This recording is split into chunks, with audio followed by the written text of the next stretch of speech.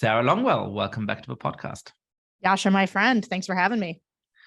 So you wear many different hats, but one of your hats is as the one of the great propagators of focus groups, and you've been talking a lot in the last weeks and months to people about Donald Trump and the January 6th hearings. So there was a big debate about whether or not those hearings would change anybody's mind, and it's tempting to think that they wouldn't, because Donald Trump has been around for a long time.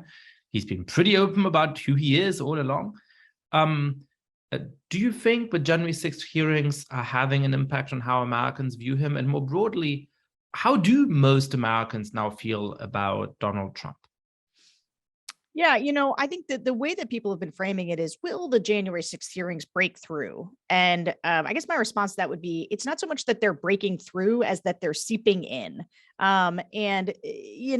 Changing minds is real hard. However, giving people a little psychic permission to move on is something that can be done. And so the thing that I've done 9 focus groups since the hearings began, all with Trump, 2020 voters.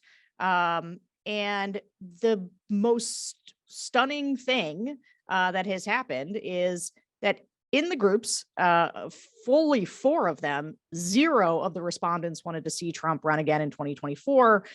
We did an analysis of the 9 groups, and it was about 15% wanted to see him run again in 2024. And that is only significant because prior to the January 6th hearings, we had done dozens and dozens and dozens of focus groups with Trump voters since like the real January 6th. And half the group always wanted him to run, or more, half or more. It rarely fell below half of the group. And so to me, what that says, and it's not just the sheer numbers, right? You could do a poll for that.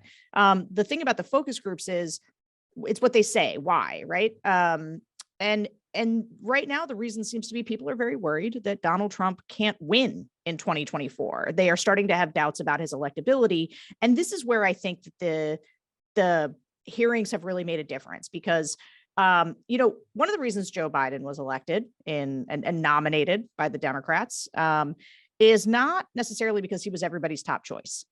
He was nominated because he was the one everybody thought other people would vote for, and that he could win and beat Donald Trump. And so what I'm seeing happen to the psychology of these Republicans is they are starting to doubt that Trump is the person who can win in 2024. They are worried that they still like him, to be clear, right? They are not turning on him. They're not watching the hearings and thinking, oh boy, Donald Trump, what a bad man he is. I sure was wrong about him. What they're saying is, I don't know. I think he might have too much baggage. Too many people don't like him. We really need to win in 2024. I think there are better people, which is, I think, actually another real key component and something that has started to percolate in the focus groups. I think that one thing that sort of corresponded or happened at the same time as the January 6th committee was the sort of Ron Desantis boomlet. And his name comes up all the time in the focus groups. There's just one of the things the voters say is, they say 2 things to me that are interesting. One is, yeah, Trump is great. He did great things for the country. He was a great president, but I think maybe we need some new blood. We got a lot of stars. I really like Ron DeSantis. I like Kristi Noem, interested in Tim Scott, kind of like Ted Cruz. Like, they got a bunch of people that they're interested in that are fresh. And that's one piece. So, although actually, I just want to say they're all from like the America First wing of the party, right? So like, it shouldn't. So I just watched Mike Pence's speech at the YAF conference, and I brought to mind that 5 easy pieces line. I faked a little Chopin and you faked a big response. Because it was like Mike Pence giving this wooden policy talk while, young people sort of politely clapped. Nobody wants Mike Pence. Nobody wants Nikki Haley. And so I think that there's just new people that they're interested in. And so that combination of new people, along with the January 6th hearings, I think are conspiring right now, because I've seen things change. I've seen people sort of sour on Trump and then come back to him. But in this moment, people just are starting to doubt that he can win. That's very interesting. I mean, I think, throughout the Trump years, and I'm sure the same happened to you, when I would give talks somewhere, people would say, how do we convince these hardcore Trump fans to stop being, hardcore Trump fans? And I always thought that's the wrong question. right? What we need is to be able to defeat somebody who's a threat to the American Republic at the polls. And, it's okay if he has his hardcore fans. They're not the target audience.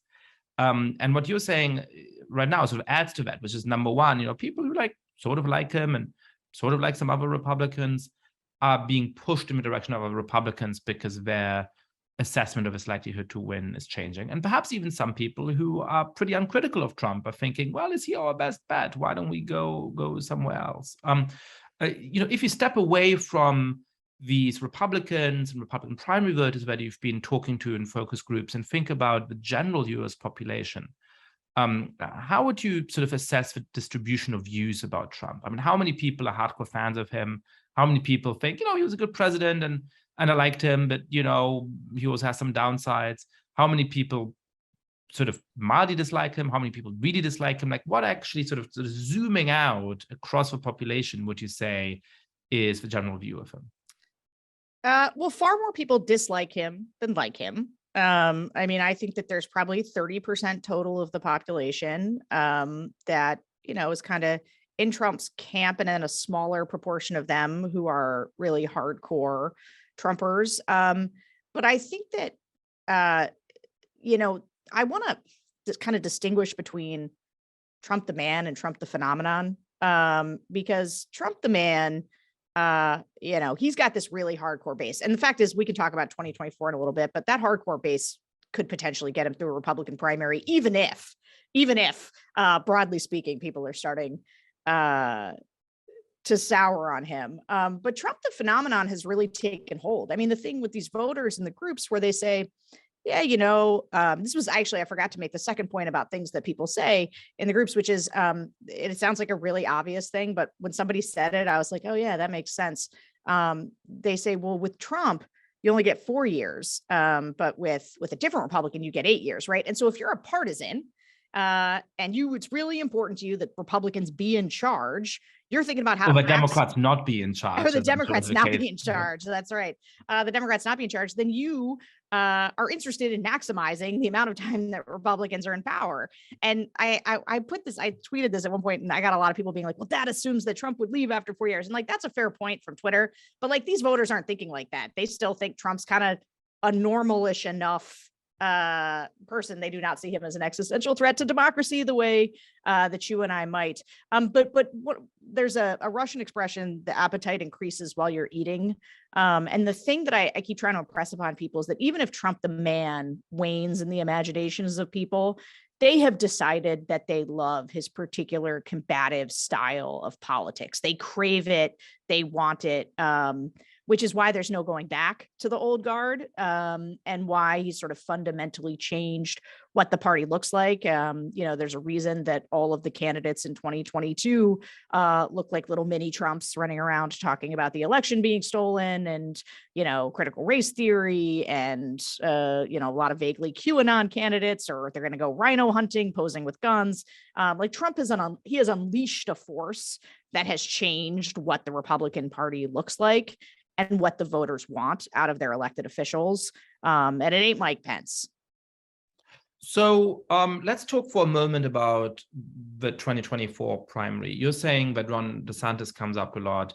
That's interesting to me because I had thought of DeSantis as a media phenomenon, right? Where people on Fox News and other influential networks within the right-wing sort of ecosystem are pushing a candidate who emulates some of Trump's policy stances in certain respects, some of his style, but who they view for some good reason as more respectable and less sort of personally unhinged and personally vindictive and all of those kinds of things.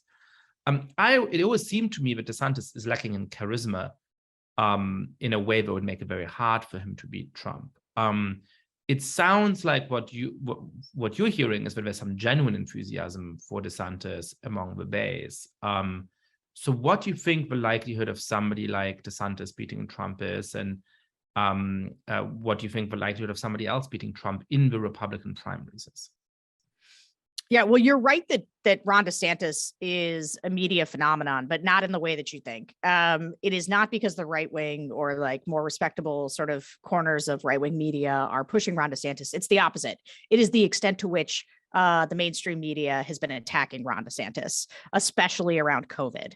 And because the mainstream media has attacked Ron DeSantis, they have elevated his brand and name recognition that has allowed him to become a kind of media lightning rod, right? And so like one of the things that's really a central tenet of the focus groups is that the things that we talk about and focus on in Washington, when you walk into a focus group, or like on Twitter, you walk into a focus group and you ask people about it and they have no idea what you're talking about. And it's the same with candidates often. You'll be like, how many of you have heard of Mike Pompeo? Or how many of you have heard of Larry Hogan? And everybody just stares at you blankly. I mean, actually not so much Mike Pompeo now. He's from the Trump cinematic universe and they kind of know who he is. And some people like him. But like, so to have a bunch of normie Republican voters know, like in Ohio, know who the governor of Florida is actually remarkable. And it's because he's picked this fight with the media that so many people know him and like him because they think he has the right enemies, because that is how people define this stuff now. To the question. That's so funny because normally it seems to me that Democrats keep falling this trap where Democrats in the mainstream media know the same thing, for they are associated with each other in certain key respects, where they keep elevating things by attacking them, often in unsubtle ways, and then those things become stronger. In the case of Ron DeSantis, I have very mixed feelings about this because I'm certainly no fan of Ron DeSantis. I would also much rather that Ron DeSantis be president in 2024 than that Donald Trump be president in 2024. But it actually seems like an inadvertently clever move to some extent, right? That if you want to have somebody be able to take on Trump, going on a full-on attack, including on a full-on attack on things that in retrospect are kind of a little bit complicated, like the different COVID policies that different states pursued, actually was a very clever tactic for building up an adversary to Trump. Now, I don't think that there's any conscious agency in this. I don't think that anybody in the media who is freaking out about DeSantis thought this is a clever way of building up a credible rival to Donald Trump, and all things considered, we would rather have that rival than Donald Trump. But it's sort of a funny mechanism by which that happened. It totally is. I also do not think there was any conscious agency. I think people with Trump in sort of retreat in Mar-a-Lago, Ron DeSantis became kind of the face of the fight over COVID. And I think that actually there was a very deep underestimation. I used to talk about this a lot, 10 months ago or something, especially after Youngkin won. I just don't think anybody had a beat on how mad people were about the COVID closures and how long it went on and how exhausted people were by it. The governors that are the most popular, whether it's Jared Polis or Brian Kemp in Georgia, who was able to just dominate in his primary, and Ron DeSantis, are people who kind of made it a point to stay open and to not take, really strong measures. And at some point, Democrats realized this, they just realized how politically, it was really after Youngkin's surprising win in Virginia that they were like, oh man, this COVID thing is killing us. And so anyway, I just think that is what the media was very how irresponsible is this guy? And voters were like, we love him. This is great. Move to Florida, the free state.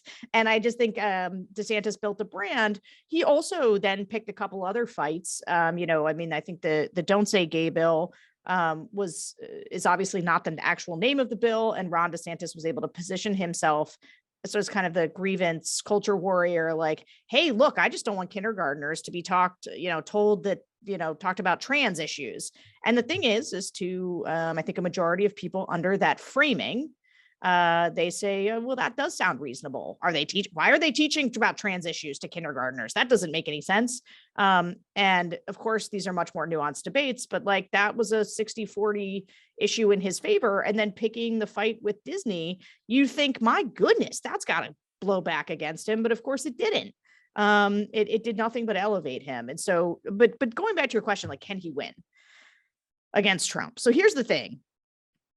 I think yes, potentially. I do think that campaigns matter a great deal.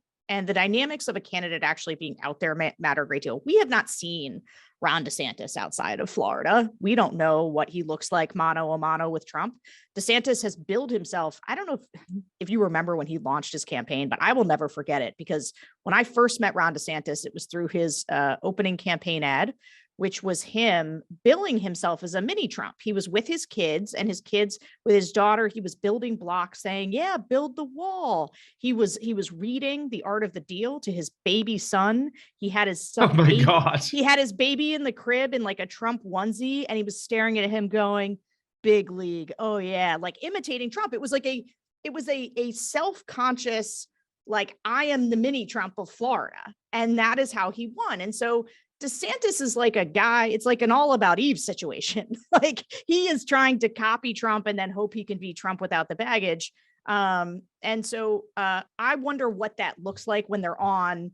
Now, I don't know that Donald Trump debates anybody on a stage, but like the question is like, once it's a split screen, once you're facing off, how does that work? And also when Trump is attacking you, like we saw this in 2016, he has no bottom, he has no parameters. And so when you're in a dogfight with Trump, how do you do? And so all of those things are like TBD. And but the one thing that is to Trump's advantage, I think, is that, you know, he really does have this hardcore base. And if you get a split field, right? If you get Nikki Haley jumps in, Mike Pence jumps in, Chris Christie jumps in, you know, DeSantis is in, Christie, no, I don't know, like whoever, Larry Hogan, Liz Cheney, and they're splitting it up. Just like in 16, Trump can be over there with his 35 or 40% plurality and still win. And so he doesn't need a majority of the party. Hopefully people would drop out sooner this time, having experience. But anyway, it's just math, right? Like, he doesn't need the whole party. And it'll be interesting to see how those dynamics shift as we go forward. Trump can lose, but I would still not count him out. So let me ask one more question about the Republican field, and then I want to broaden out a little bit, which is, how should we as people who care about the Constitution and the laws of the United States feel about somebody like DeSantis winning against Trump in the primary? Now, I have to admit that I haven't done my homework on DeSantis yet. I haven't read all of the profiles that have come out of him on him. I haven't looked into detail into the particular laws he passes in Florida. You know, certainly, I'm not a political fan of his. Certainly, I think that many of the laws he passes seem to me to be violations of important liberal principles. Certainly, it gives me pause that he did originally position himself as a kind of mini Trump in the way you're saying. But I also do think that there is something particularly pernicious about Donald Trump, who not only has had very extreme and irresponsible rhetoric from the beginning, calling into doubt whether he would accept the outcome of elections and so on, but who has in fact proven his willingness to subvert the peaceful transfer of power in 2020 and the first days of 2021. So my instinct is to think, well, DeSantis has got to be somewhat better than Trump, if only because we're less sure about his intentions to undermine democratic institutions. So as somebody who I think follows these candidates more closely than I do, what is your assessment? I'm not asking would you vote for DeSantis, but you know, if you could ensure that DeSantis is the candidate rather than Trump, how reassured would you be about our immediate political future in that kind of scenario? Yeah. It's a great question. I myself do not find Ron DeSantis particularly appealing. His attacks on Disney were actually sort of retributive. They were a vengeance. Like, he had already won. They had passed the legislation. He went after Disney, and it was to me it was a political figure attacking an American company on free speech grounds. And trying to punish them for their speech. I think it is crazy that all of the free speech advocates on the right seem to be giving a pass to a politician who is punishing a company for its speech in material ways. It's a much bigger deal than a pile on Twitter. And so it frustrates me that there hasn't been as much sort of focus on that by the right, since they have these purported beliefs that it is the left who is so illiberal, which I would agree. I agree that those tendencies are there, but like, they are now, Ron DeSantis, he embodies some of them. And so I think that, look, if Trump had never existed, I would look at a guy like Ron DeSantis if he was behaving exactly the way that he behaves now, and I would view him as quite dangerous and somebody that I would absolutely not vote for. The problem is that the Overton window on what dangerous is has moved considerably. And so now, if you push me into a binary between Donald Trump and Ron DeSantis, I'm going to say Ron DeSantis is less dangerous. And then I'm going to have a long talk with the Democrats about how they need to pull themselves together and go find somebody who can beat Ron DeSantis, who can build a broad coalition against him. But I suspect Ron DeSantis will be pretty popular if he runs with the way that just his current style. I do think the question about like how illiberal would he be? So one of the things that I have always felt like Trump enabled Trump to be more illiberal than anybody else, and why I think he's a unique threat, is that Trump does not care about the Republican Party. He doesn't care about his standing in the Republican Party, doesn't care how the Republican Party does. He only cares about his wholesale ownership of the Republican Party. Literally doesn't care what any other elected official thinks about him. He will just curb stomp them in his style. DeSantis is still young enough in his career, right, that he does kind of care. He cares and so like he can be constrained, I think, by like the Republican apparatus. And sometimes those are famous last words, but I do think that I agree with your assessment that Trump is a unique threat and that Ron DeSantis is not. In part too, I see DeSantis being able to kind of do a conventional move of being really like a lunatic in the primaries and then immediately shaping up into a much more broadly appealing candidate in a way that Trump would never have the discipline to do, because Trump is entirely controlled by his id. Now, the argument, though, that's contrary to that, so the people who say, well, Ron DeSantis is more dangerous than Trump, which I don't agree with, but their argument goes like this. Ron DeSantis is much smarter than Trump, and so he could achieve his illiberal aims much more effectively. Donald Trump was a clown, and he just like didn't really know how the systems of governments worked, and so he couldn't get anything done, or it took him a long time, and everything was kind of a failure. But Ron DeSantis will be smarter, more strategic. Yeah, so I think that's sort of a few different considerations, and this is helpful to me in starting to think through this. One is a line that I've used many times in the early years of Donald Trump, which is, if there was a populist Olympics, Donald Trump would not make medal rank, right? There are just populists internationally who are way more disciplined, way smarter politically, way more strategic. And it turns out that they did a lot more damage because they were able to sustain enough broad-based popularity that they were able to concentrate power in their own hands much more than Trump, and so therefore it proved impossible to remove them from the office of the one by democratic means. And Viktor Orban is the obvious example of that, right?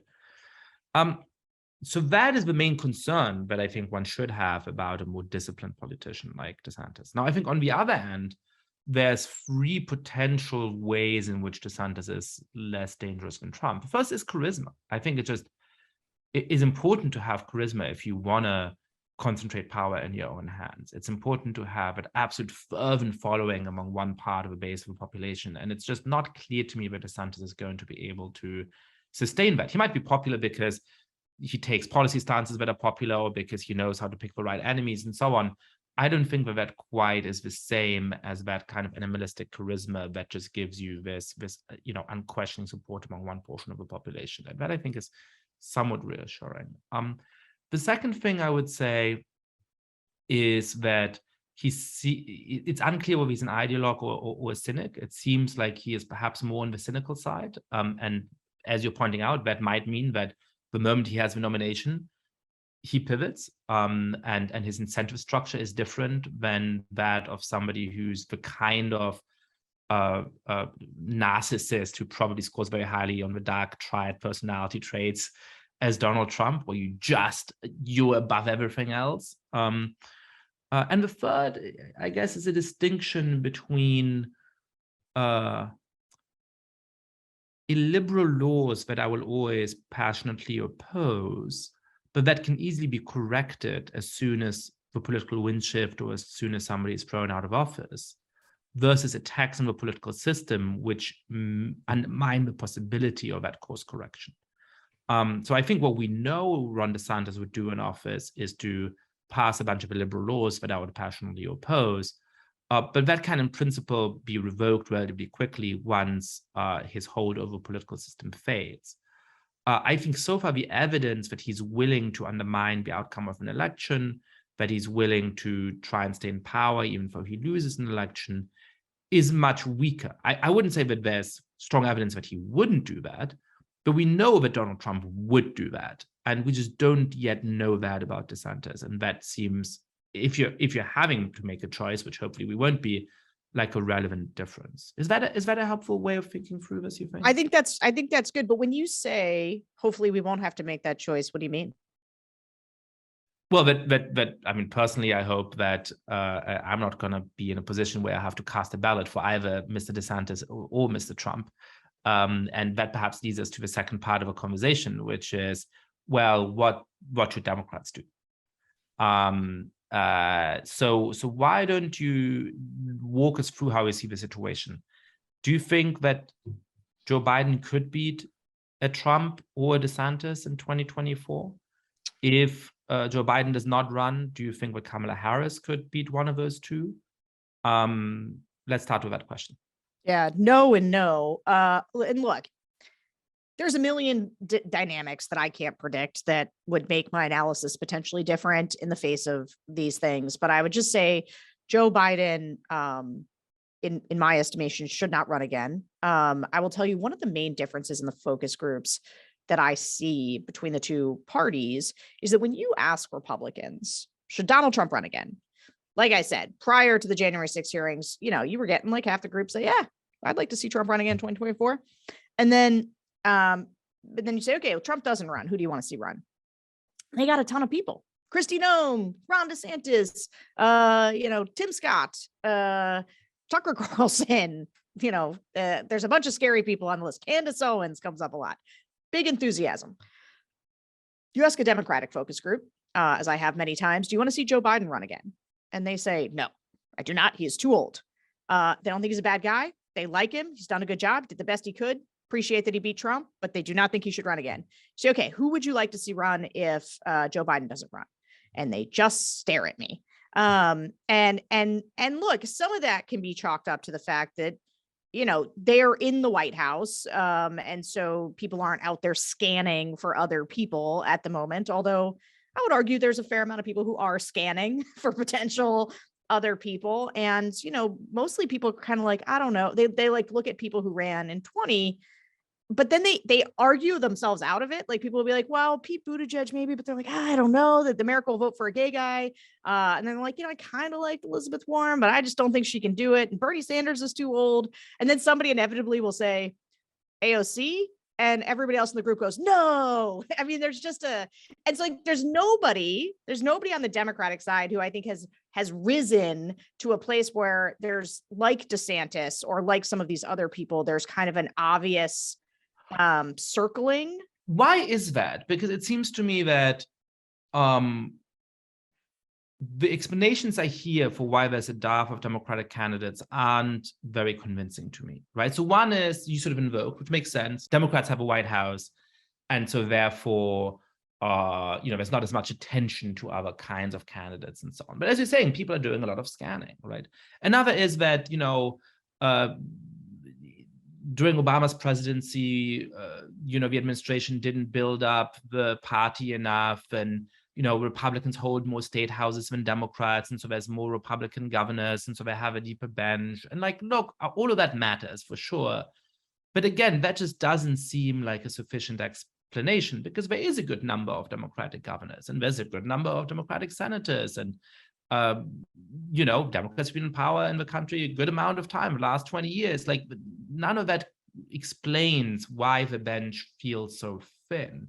Yeah. And so I wonder whether the explanation is a different one, which is that the Democratic politicians who really say what they think are ones that are far outside what most people believe, right? So AOC says what she thinks. I mean, I have a number of criticisms about her, but she's an authentic politician who says what she thinks. It's just that is not, in fact, a position that's popular among the American populace at large, and it's not even a position that is popular among most Democratic voters. And the politicians within the Democratic Party who are much closer to where the party actually is, including the non-white voters who vote for the Democratic Party, and where the country as a whole is, never sound authentic because they're always worried about whether what they'll tell you over lunch would get them canceled if they wrote it on Twitter or they said it in a speech. And so that's my sort of pet theory of not just why Democrats might lose against the Trump, because they're also seen as being outside the cultural mainstream, like Trump is, even if in a very different way. But why we don't have candidates, because people look at Democratic politicians and they say, I don't trust you to say what you think. And so I don't know what you're about. And I don't know that I should trust you to run the country. Do you feel that's fair? Yeah, but I mean, like any other issue, it's like a combination of a bunch of these things. Like the bench got hollowed out. And so a lot of the best politicians, I think, are like 2 cycles in to their congressional careers. There was this whole group in 2018 of Democratic women who were elected as moderates, who were, Mikey Sherrill was like a helicopter pilot, and Abigail Spanberger is a CIA analyst. And there's a bunch of cool people that are workhorses. Alyssa Slotkin from Michigan, who's going to be in a tough reelection cycle because she's in like a Trump +5 district now because redistricting. Like she was in a Trump district before anyway, and she like barely hung on. There's like these workhorses who care about policy and they do things for their constituents and they're quite good, but they just don't get any attention because, the show horses get all the attention. The workhorses get very little. And I don't know that they're afraid. And this isn't part of problem of Democrat-aligned media, right? I mean, totally. So in 2018, when it was big Democratic wave, the Quad was on, the cover of every big magazine in the country. And at the same time, we had someone like Sharice Davids, a really interesting Native American representative from Kansas, I believe, who has a very interesting life story. I think used to be like a mixed martial arts combatant and is very accomplished, but she was a moderate. And so the party did not pay any attention to her. And probably most people listening to this podcast have never heard her name. I haven't even heard her name. And I'm like following who are the good moderates that I think could potentially be part of a future generation of sort of moderate Democrats that I think can win. And so, yeah, I think it's the Democratic aligned media. It's the fact that they're a little less likely to go seeking the spotlight, in part because, they can't build a big Twitter following talking about, hey, I secured $1 million to, whatever on energy, or I don't like, they're just not they're not out there fighting the big progressive things that gets you a lot of love on Twitter, and Twitter's where the media lives. And so there's this constant false frame about, who's getting all the love and who's hot in these races. So I do think that but this is one of the things that frustrates me, because the reason that there's so many people that Trump was the president taking up lots of oxygen, and yet he built a like Trump cinematic universe in which there were lots of little Avenger mini Trumps who now are stars. I don't actually watch those movies, so if my analogy is off, so apologies for that. But like, there's all these little right? Like Mike Pompeo has his own sort of stardom, and Tucker Carlson is a star, and Ron DeSantis built a profile. And so I just don't understand why Democrats right now, like, it's weird. It's like there's not a big group of people that are out there trying to help Joe Biden advance his agenda. And this is, I think, to the discredit of I don't understand what the message, when there was a couple months back where like the big narrative was how bad Democrats' messaging was. And I was one of the people really pounding on that, because I was listening to my focus group participants saying, I never hear from Joe Biden. I never hear from Kamala Harris when they talked about Build Back Better or any of the legislation. They only knew the price tag. They didn't know what was in it. And so I didn't understand, like, fine, Joe Biden's not a very good communicator. He's an old guy. Send out the troops, like build a bench of surrogates, have people on TV, have people so you can identify kind of breakout stars, who's good at selling an agenda, who's good at talking about policy, who's good at, arguing about the politics of this. So did they not do that? They didn't. No, they just didn't. Carry like what happened there? I think that there is something. in Democrats that is just like different on the inside than Republicans, where they seek. I don't know quite how to formulate this, but I feel like they're scared of their own shadows. They are so afraid of, like, oh, Joe Biden's thing is not popular, so I don't want to go out and do it. I mean, like, I watched Republicans. Donald Trump was passing nothing. And still they would go out there. You'd see Jim Jordan or any one of these Trump acolytes being like, we moved the embassy to Jerusalem and like we did an executive order on this. And they would tick through 5 things and they would all say the exact same thing. And Democrats cannot get that discipline. People seem unwilling to go out and be the person to kind of carry the water. And Republicans, like, they circle, they circle the ranks and they go out and they push the message. And for some reason, the fear that's in Democrats on messaging and communications is weird to me. That's very interesting. So speaking of messaging and communication, I want to get back to some of the candidates, but what do you think the message should be in 2024? It's going to be tough, in part because Democrats hold the White House, and unless the economy turns around a lot, which it might in the next 2 years, but it doesn't look like it necessarily will. You're going to have high inflation. You may be in a recession or at the tail end of a recession. So, voters tend to blame the incumbent party for those kind of ills, even if it's not necessarily the fault of the incumbent party. So it's going to be an uphill struggle in a certain kind of way. On the other hand, Democrats will, as in 2020 and in 2016, be running against opponents that have real vulnerabilities. If it's Donald Trump, as you were saying, at the moment, only about 30% of Americans actually like the guy. He's way out of the cultural mainstream. He seems bitter. He seems self-obsessed, right? So there's a lot to attack there. With somebody like Ron Desantis, there would be a lot to attack too. So how do you think Democrats can overcome their vulnerabilities, exploit vulnerabilities of your opponent, and have a message which actually puts them into a good position in 2024? So I agree. I think that Donald Trump is one of the most, I think he'd be very vulnerable. There's a reason that there's people out there who think they hope that it's Trump again because they think that he's beatable. And like most of the polling that has been out there, there's that big New York Times Siena poll that people have been referencing a lot. It showed Joe Biden with terrible approval ratings across the board, and yet he was still beating Trump head to head because Trump is a vulnerable guy because he just can't win over these swing voters. And he's in a worse position with them. That being said, like, that's a dice roll. I mean, if inflation is high and people, I'm not sure Trump picks I'm not sure he loses in Pennsylvania or in Michigan, like with inflation the way it is. Like he was running with COVID, and people were still mad at him for how he handled COVID at the time. The economy had completely tanked, but like, I don't know. I'm not sure. I think that Donald Trump could beat Joe Biden. Just to refer to that, I mean, there have been a number of Democratic politicians, and we've written about that in Persuasion, who are really pushing Trump as candidate. So Josh Mandel did that in Pennsylvania, where Democratic campaigns run these ads in the most conservative parts of a district, of the most conservative parts of a state, saying that the most election-denying candidates for really important offices like governor or secretary of state are too conservative for the state. And it's a very obvious attempt to elevate MAGA-aligned candidates on the Republican side in the expectation we're going to be able to beat them. Now, I think it's true that Democrats will find it easier to beat a MAGA-aligned candidate than a moderate Republican candidate. I think we've actually underestimated the extent to which moderate positioning on both sides of the aisle increases your chances of victory. I think there's very strong political science evidence that this is true.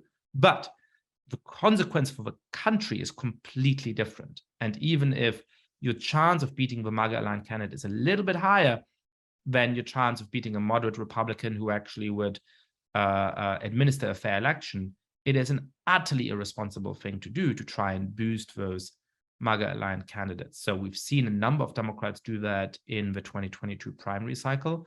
If Democrats try and do that in 2024 and think, let's somehow contrive to make sure that Trump is the candidate again in order to be able to beat him more easily than we might somebody like Glenn Youngkin, that is moral and political malpractice.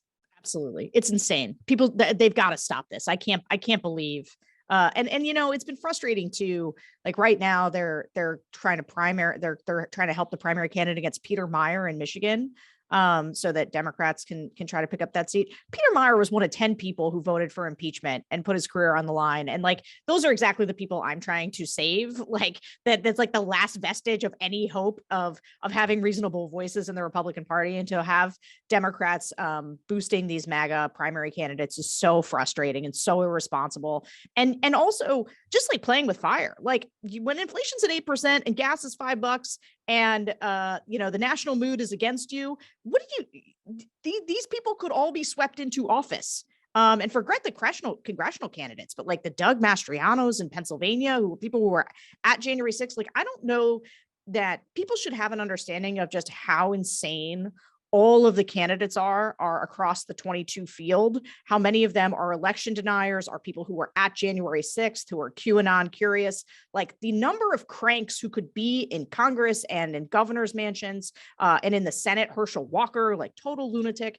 I mean, the Republican politics could look way worse, and Republicans or Democrats are in a very weak position to be playing with this fire because they could lose. Maybe they're easier to beat, but that doesn't mean they're going to be easy to beat in this environment. So just nuts. But here's the thing. So to your point, though, about Kamala Harris is not going to beat anybody. I don't care about Trump. Why not? Oh man, dude, the Democrats and the focus groups dislike her so much. And part of it is So what do Dems in the focus group say about her? Well, they're very disappointed in her. So part of it, they say a lot about like, well, she had a lot of potential. I was really interested in seeing what she could do, but she's just nowhere. And this is actually to some degree not her fault. I mean, as best I can tell, the Biden administration has kind of tried to keep her under wraps. And so I think there's been a pretty like a cycle of people don't like her, so they put her at, so they try to keep her under wraps, and then people don't like her more, and then when she does come out, she's not very practiced, and she says something that's and like, but they don't like her, and and they're kind. I mean, the Democrats are kind to the other Democrats, but they also don't think that she can win. And so, I mean, the Republicans really dislike her, and the swing voters don't like her. And so I just think her approval rating's even lower than Biden's, and Biden's is catastrophically low. He's now Donald Trump.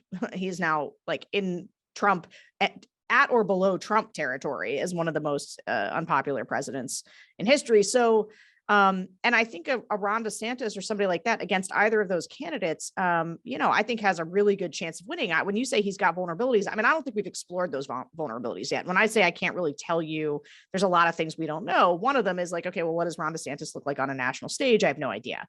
But I think that the Democrats are going to have to go look at some of these governors. I mean, if Gretchen Whitmer emerges from the governor's race and she wins by 5 points or 7 points, I think she jumps to the front of the pack. I think if Jared Polis is somebody who has kind of a name that gets kicked around, I again haven't seen him on the national stage, but he had good COVID policies. He's very popular in his state. I think Democrats would be wise to start grooming some governors to get out there on the national stage, start putting them out front. But part of the problem is Biden says he's running. Biden says he's running. And what is a Democrat going to do? They got two problems. The first is, what are they going to start putting themselves out there so that they get a little buzz while Joe Biden is still the president? Probably not. Two, then they got to leapfrog the first African-American female vice president. They don't think that's a good look either.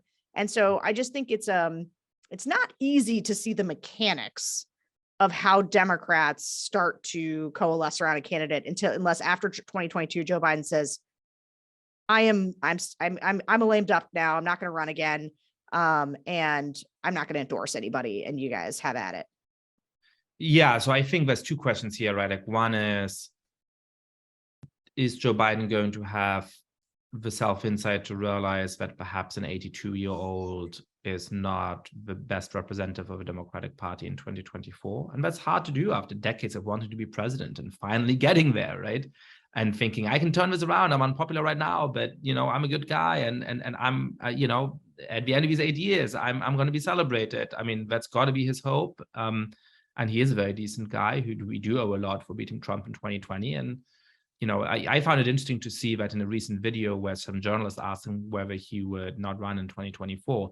That's the most alive I've seen him in a long time. I mean, he like jabbed his finger at the journalist and sort of, he was really passionate about running again. That did not look like a sort of non-committal denial of course, I'm planning to run, but leaving a door open. That felt like it came from the heart, but he's definitely planning to run. And then, as you're saying, I think for a number of reasons, it's very important to have a real primary in 2024 if Joe Biden does not win. The party does not have good experiences of coronations, as we saw in 2016. And as some really smart strategists I've talked to have pointed out, if Kamala Harris ends up being the winner of an open nomination process, that's great. But actually, she will be a better candidate if she's able to prevail in a real primary.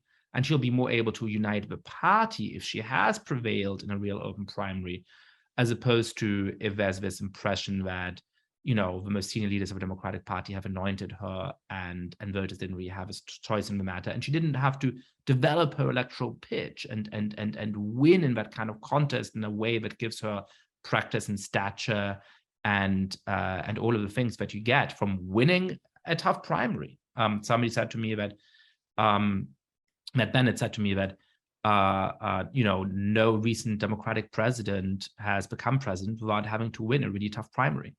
And I think there's a lot of wisdom to that. Let's talk a little bit about the field.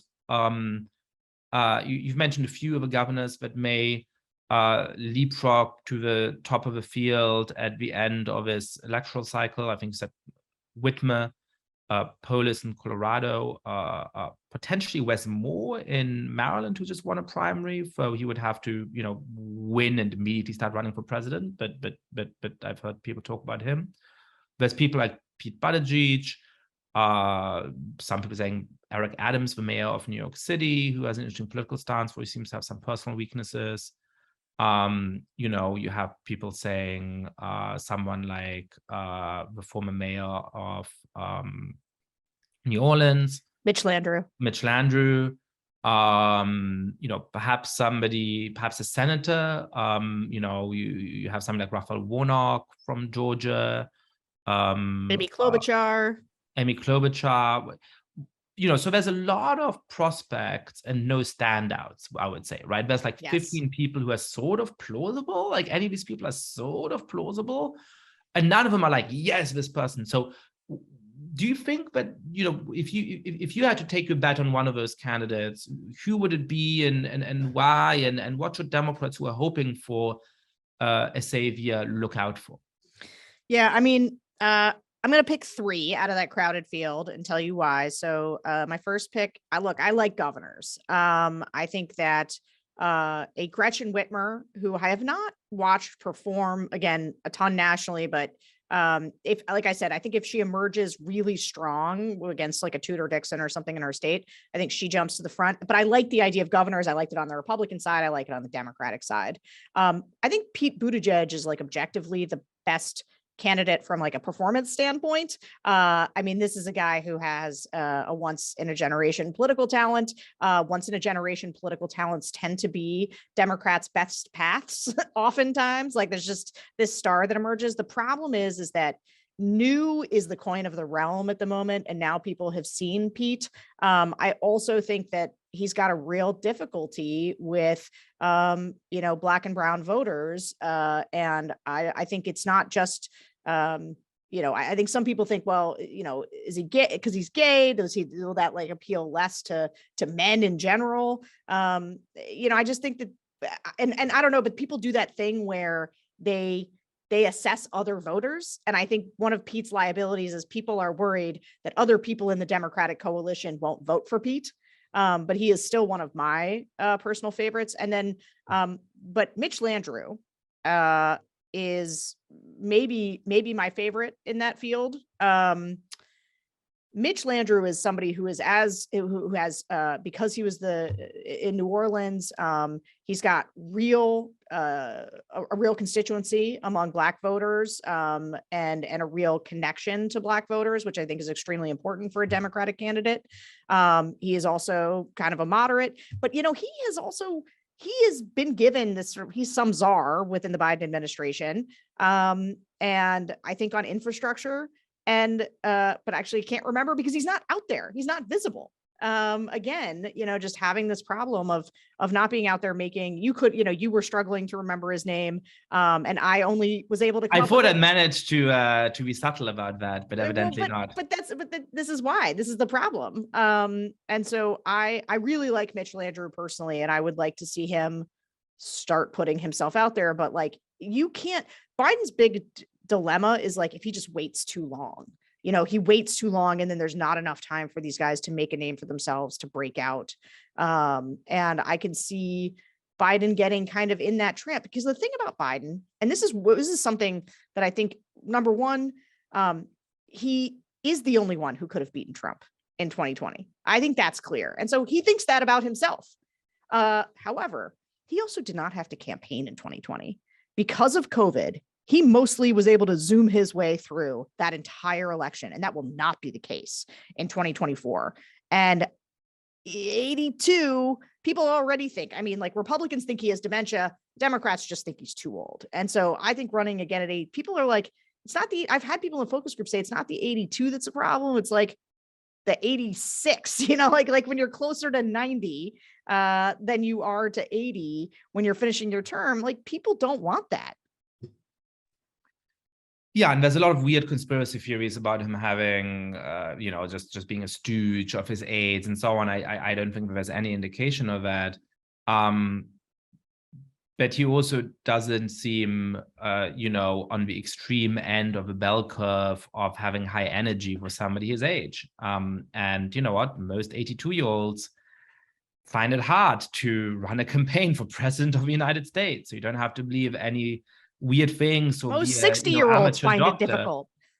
So when you're listening to these Democratic focus groups, and when you're listening to focus groups of independent voters, what kind of Democratic arguments have pull, and where do people sort of get off the train? Where do people start to say, you know what, I don't trust the Dems? Is it just that Dems have a White House, and, for all kinds of reasons at the moment, people aren't feeling great about the state of a country, including inflation and so on?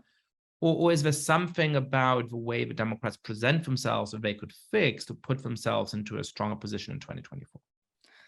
Yeah. And listen, I just want to say up front before I give this advice that I come from the center right. And so I get accused sometimes of, people are like, well, you just want Democrats to sound like Republicans when I sort of offer my feedback on what I think Democrats could do.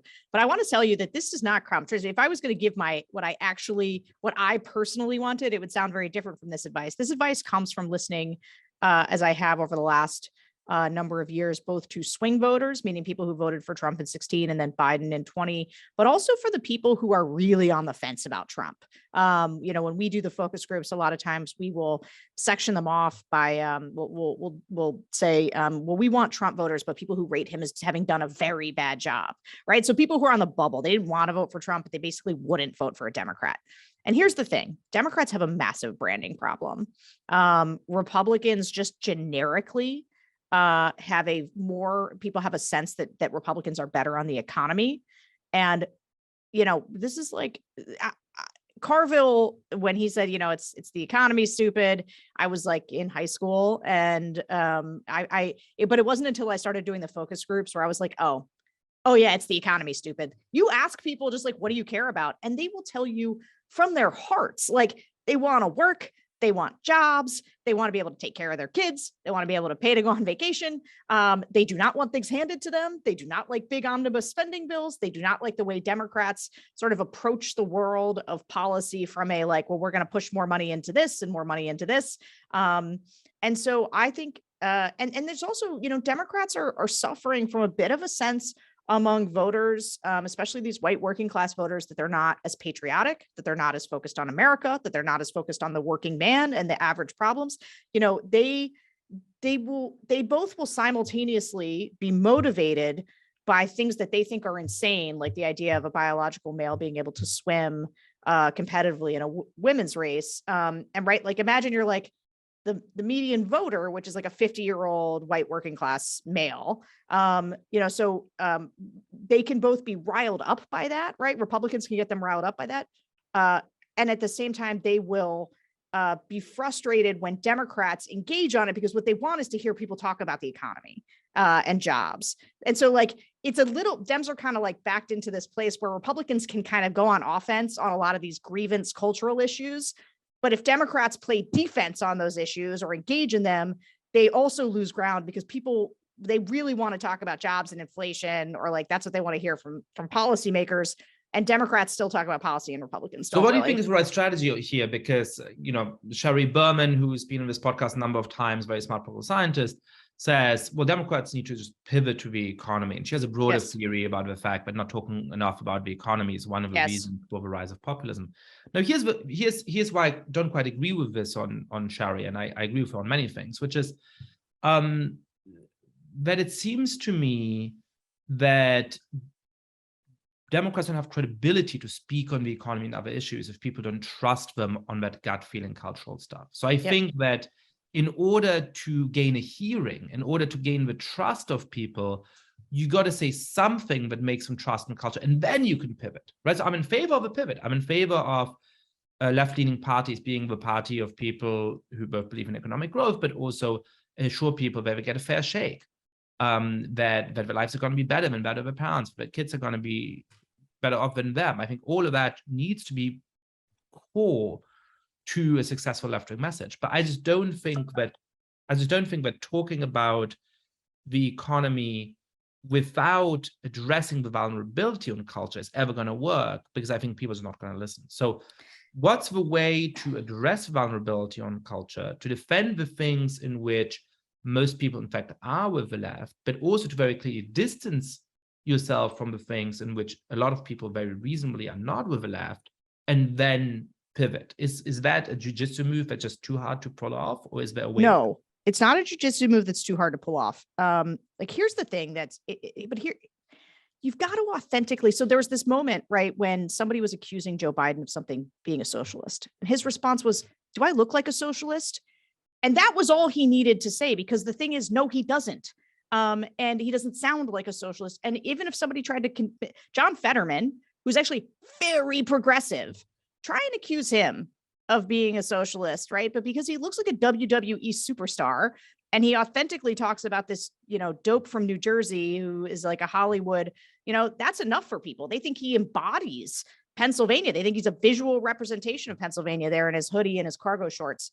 And so I think that actually what you need are Democrats, and this is why I like a governor from Michigan. Like, you have to, it can't be just what you talk about. It's everything that you embody. Like, if you, and so some of it is like, yeah, if you're talking about women, don't say pregnant person, don't say chest feeding. And like, it's so there's some of those things, but like, you also just have to feel to Americans like you are authentically speaking to them, care about them, and that you're not in these, just, you don't have to, you can have sister soldier moments if you want. You can have things where you push back against the progressive left. I think it is beneficial to do so.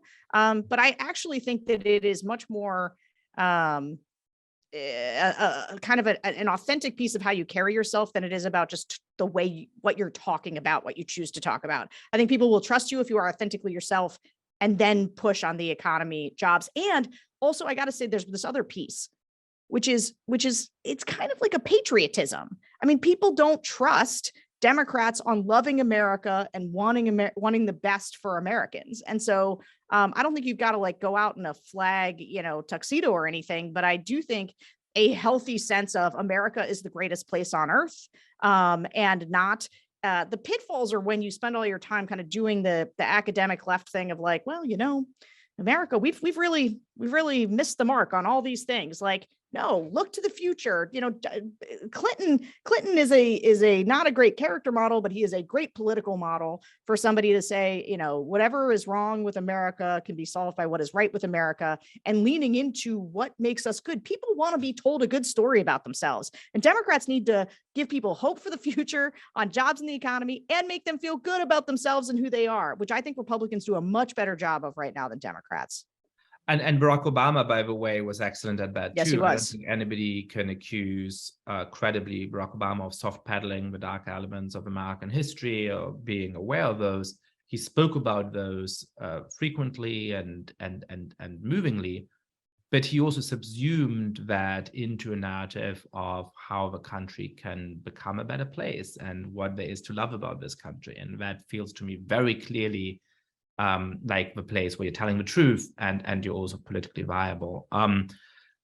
Just the last question, we started off thinking a little bit about the January 6th hearings and the ways that there were ones sinking in. Look, I mean, to me, as a political scientist who, first came to have a public presence by warning about the rise of populism and the threat to liberal democracy, the threat to democracy is a big story. To most voters, it's not. To most voters, inflation is the big story. So, how should candidates, and to some extent, how should the media talk about this threat in a way that feels true to the stakes of the moment, but it actually carries people along and ensures that they don't vote for the people who are, in fact, a threat in those kinds of ways? Well, it's not the media's job to tell people who to vote for, right? But I do think that that the media should be focused on the threat to democracy because they understand it, right? And I think that you can say, I don't blame a lot of I listen to Trump voters in the focus groups all the time, and they are really when they talk about rationing their gas and feeling fearful about what they can pay for, and having these real concerns about the future. I sit there and think you can't make a pitch to these people about democracy. You can't. And also, by the way, they are concerned about democracy because they think an election was stolen from them. The Republicans are more concerned about it than the Democrats. But I think we have to be very clear about what happened on January 6th, that it was a coup attempt, and that just because it was kind of a clown coup attempt, that doesn't make it any less of a coup attempt. And people should be clear-eyed, I think, as Liz Cheney has been. I think, really pushing into what Liz Cheney is saying is very important. So I think we need to be clear-eyed about Donald Trump, the threat he presents to democracy, the erosion of our institutions, all of those things. I think people should tell that story. But you also, as just a piece of analysis and as understanding people, you have to be aware that democracy is an amorphous thing. It is not, and it is not the thing that is putting, it actually in some way is putting food on the table for people, but that's not how they think about it, right? And so immediate economic and even cultural concerns are very likely going to trump democracy in the average voter's mind. And I don't think we have to spend our time shh. I just think you can do both. I think you can have reasonable expectations of what voters is really going to drive their motivations, while also being incredibly clear-eyed about what the threats are in front of us. And it seems like, especially if Trump were to be the 2024 candidate, what he can do in democracy is to drive home how un-American Trump is, right? Again, I think one of the problems of Democrats is that they're seen as being outside of a cultural mainstream, but Trump is also seen as being outside the cultural mainstream. And a lot of the reason for that is that he doesn't have any respect for our most basic institutions that most Americans actually care about. So I wonder whether that's something that you can use to highlight, as Biden did in certain ways in 2020, this guy is not decent. This guy is not an ordinary candidate. But then you have to pivot to, here's what we're actually going to do for you, and here's how we're going to make your life better. Yeah, although I got to tell you, actions are going to matter more than words. When you talk about credibility, this is the problem, is if you have 4 years of Joe Biden that look like the last 2 years, you can't make that pitch. Joe Biden can't credibly make that pitch. Then you're sort of left with, don't compare me to the almighty, compare me to the alternative as your only thing. And I'll tell you, one of the big precarious places we could leave democracy is that the only way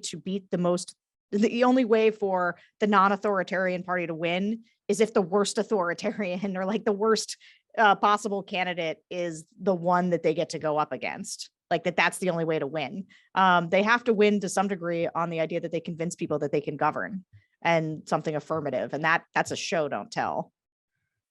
Sarah Longwell, thank you so much for coming on the podcast. Thanks for having me. Great talk.